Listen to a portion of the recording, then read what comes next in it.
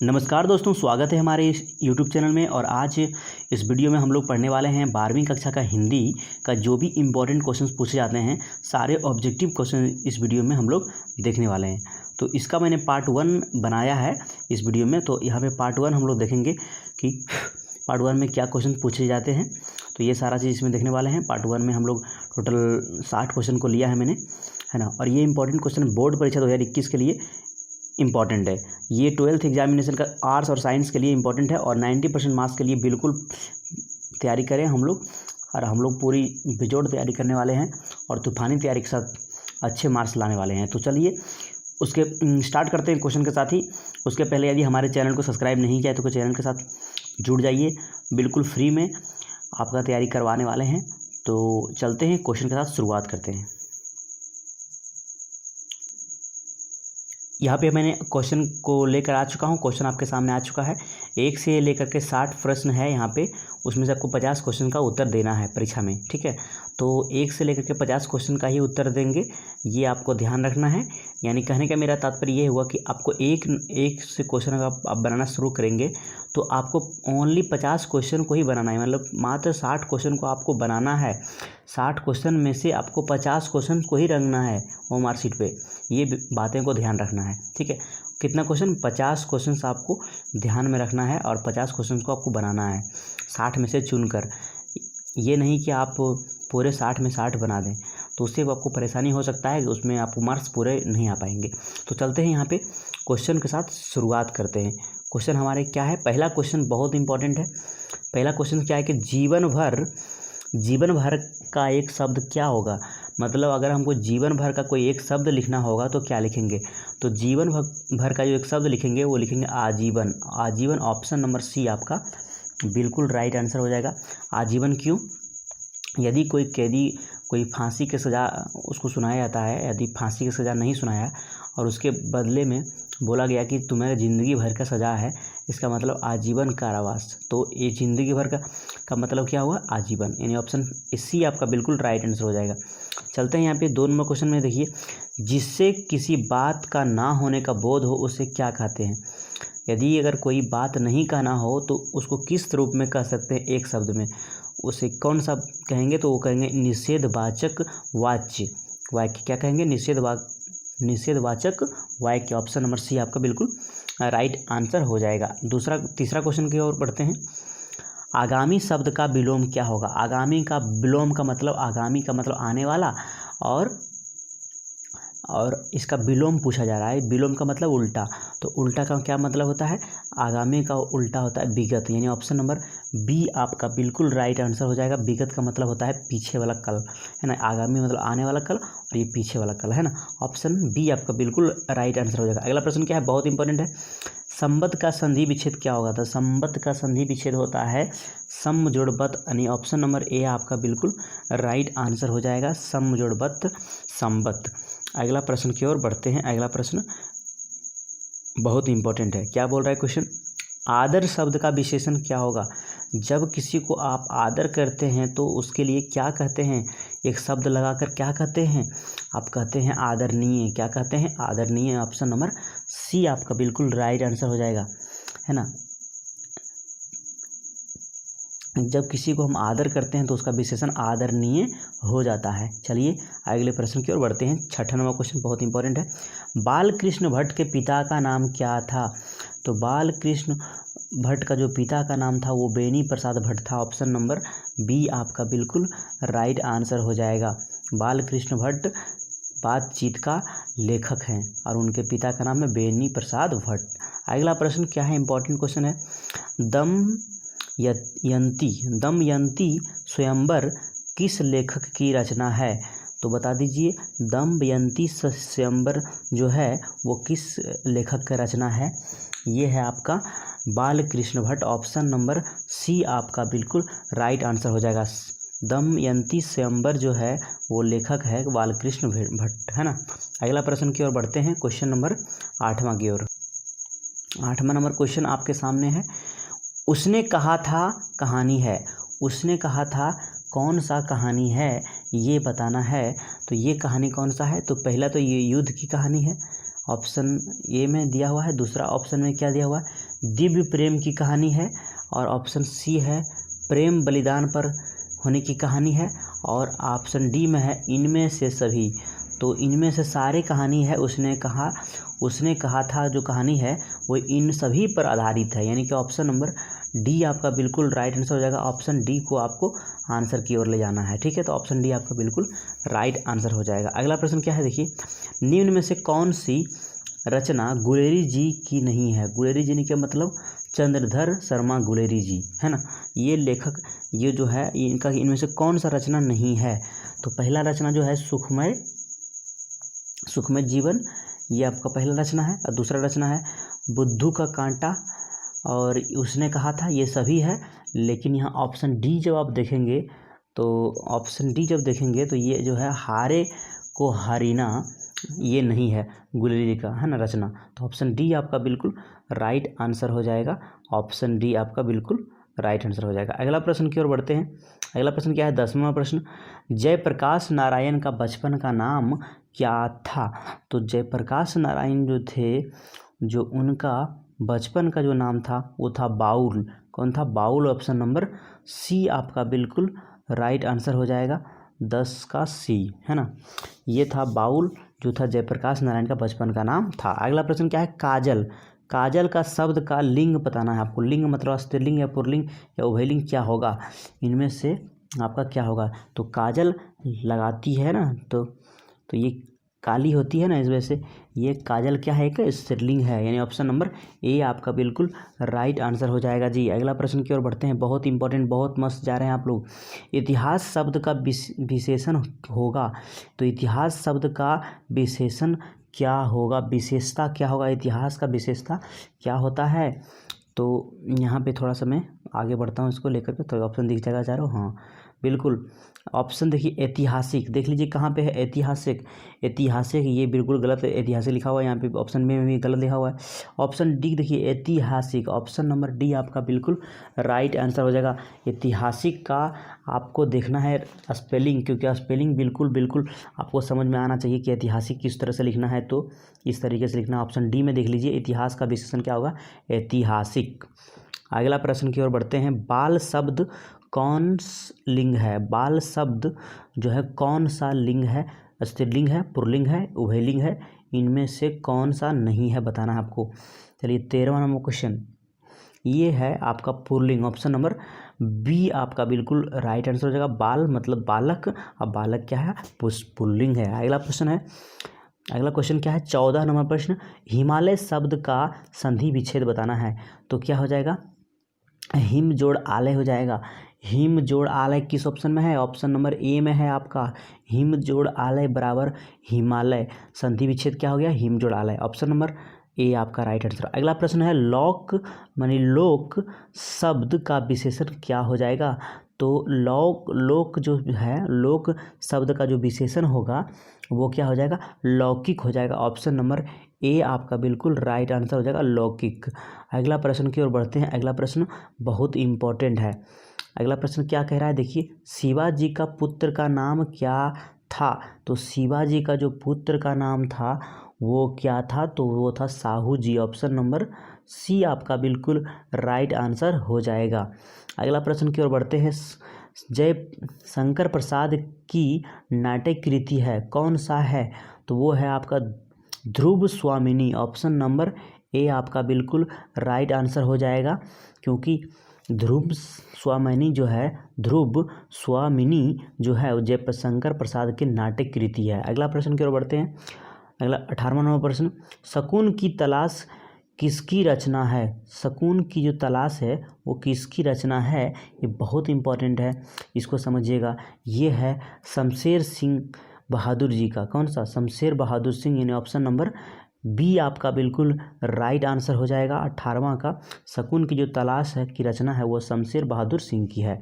अगला प्रश्न है, हार जीत शीर्षक कविता में मशक वाला क्या कर रहा है। मशक वाला क्या कर रहा है, हार जीत में बोला जा रहा है। आपने पढ़ा होगा तो आपको ध्यान होगा कि हार जीत का शीर्षक कविता में जो मशक वाला है वो सड़क सींच रहा है। ये ऑप्शन नंबर ए आपका बिल्कुल राइट आंसर हो जाएगा, सड़क सींच रहा है। अगला प्रश्न की ओर बढ़ते हैं। अगला प्रश्न और भी इम्पोर्टेंट है, देखिएगा। बोल रहा है कि सुभद्रा कुमारी चौहान का पिता का नाम क्या है। बहुत अच्छा, बहुत शानदार प्रश्न पूछा गया था।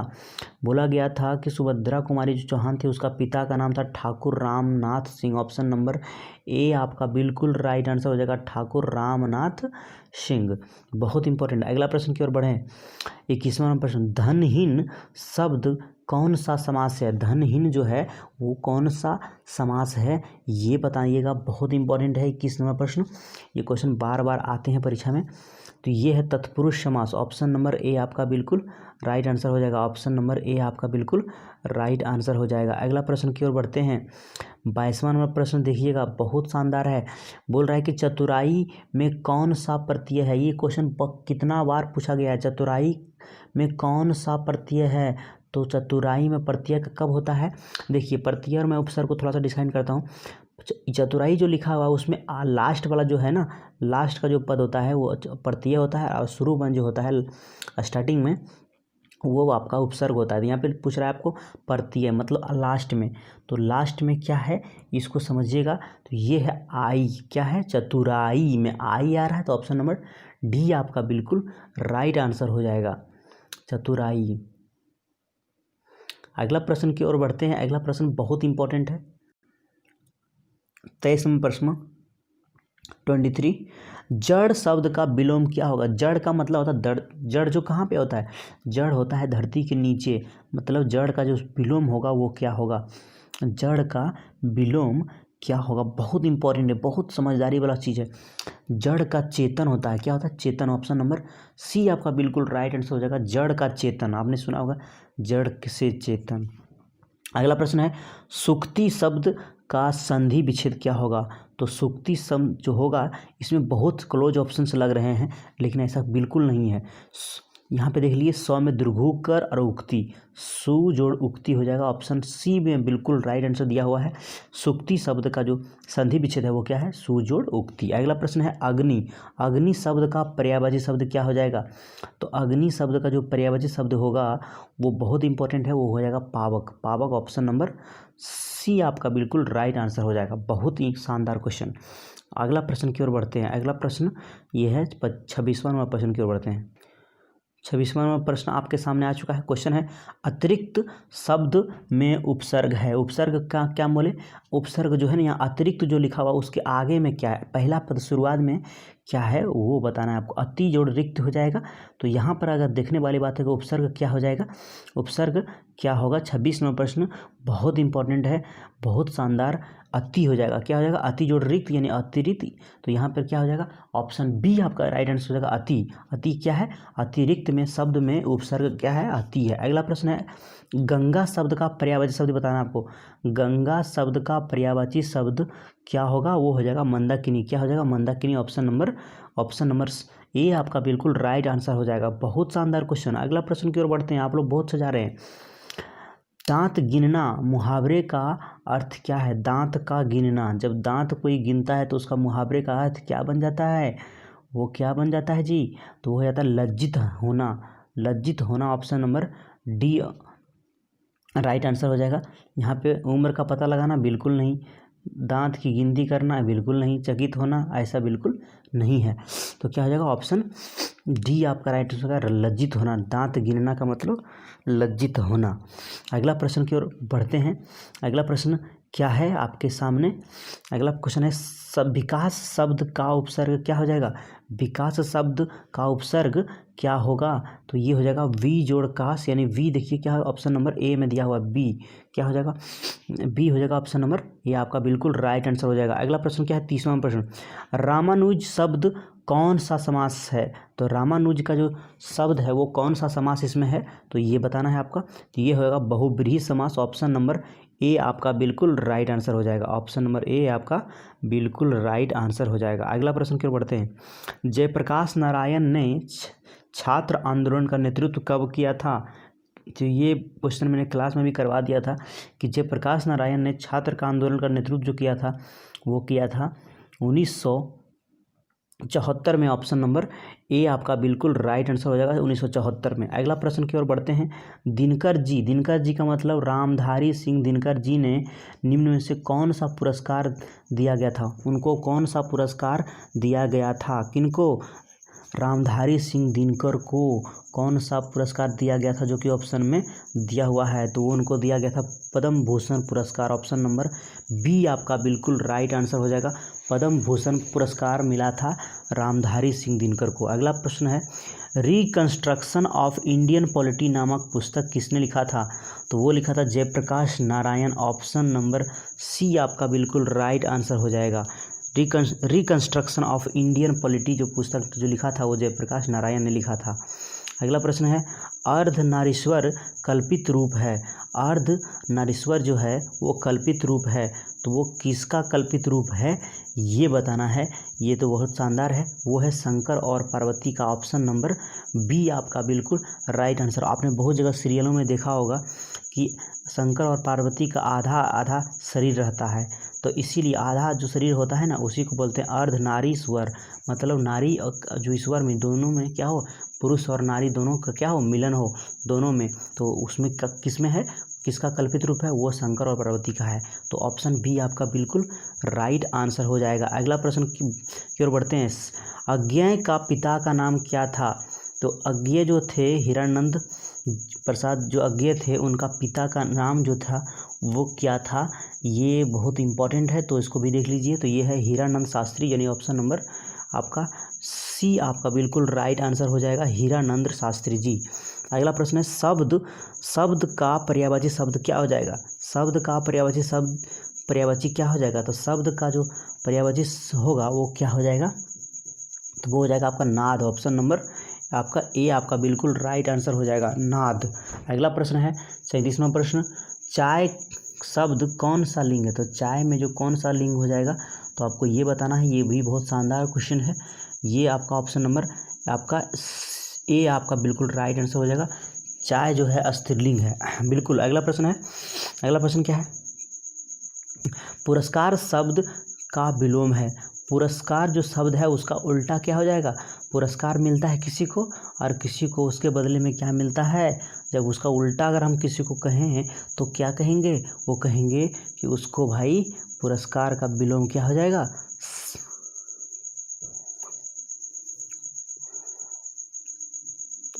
38 नंबर प्रश्न है ना, हाँ क्या हो जाएगा आपका, दंड लेना है, पुरस्कार के आपका हो जाएगा दंड, यहाँ पे अपमान है और यहाँ पे परिस्मरणिक है और यहाँ पे सम्मान है, सम्मान और पुरस्कार, ये तो अच्छा है बिल्कुल। हाँ पुरस्कार का उल्टा क्या है आपको दिया पे, ऑप्शन नंबर सी आपका बिल्कुल राइट आंसर हो जाएगा, क्या हो जाएगा, पुरस्कार का आपका हो जाएगा सम्मान। अगला प्रश्न क्या हो जाएगा,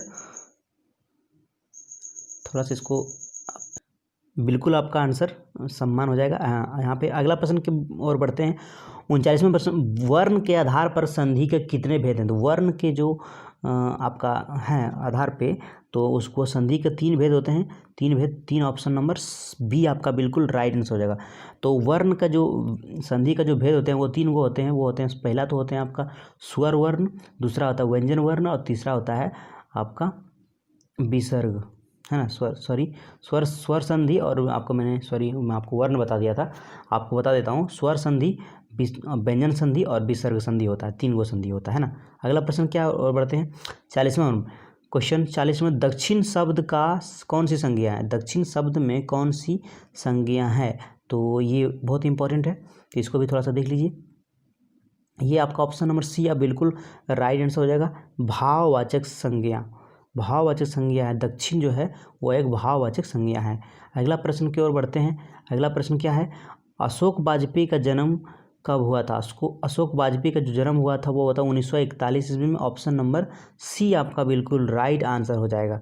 अगला प्रश्न की ओर बढ़ते हैं, कवि ने कहा क्या कहा, कवि ने कहा क्या है, वो क्या हो जाएगा, तो ये आपका हो जाएगा कविता संग्रह, ऑप्शन नंबर सी आपका बिल्कुल राइट आंसर हो जाएगा। उन्होंने जो कवि ने कहा था वो है कविता संग्रह। अगला प्रश्न है विनोद कुमार शुक्ल का निवास स्थान कहाँ पे है।